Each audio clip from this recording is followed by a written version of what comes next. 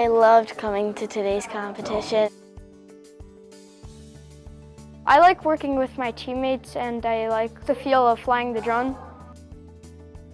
I was looking forward to showing that I can handle the drone even if I didn't have as much practice with it. We had an obstacle course for the past 2 weeks. We had practice rounds where all 6 teams competed until it narrowed down to 3 teams, where today we were competing for the final prize. The Fuse Club is for students in 5th and 6th grade who currently participate in the Fuse challenges, so it's a lot of hands-on, STEM-related challenges. We were looking for a partnership, and we were able to get in with G-Camp, Mr. Skoog and Mr. Clay and a couple other engineers. They came in and said, hey, how can we work with your students?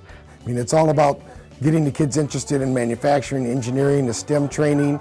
This is all stuff that they're going to be competing with as they get it into high school and into college, and we wanted to give them a head start.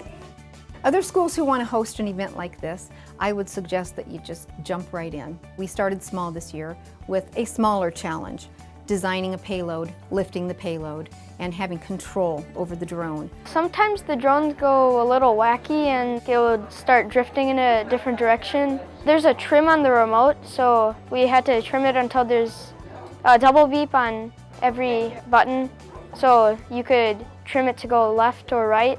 It helped me with hand-eye coordination, just helped me pay attention to details. Get the kids started early.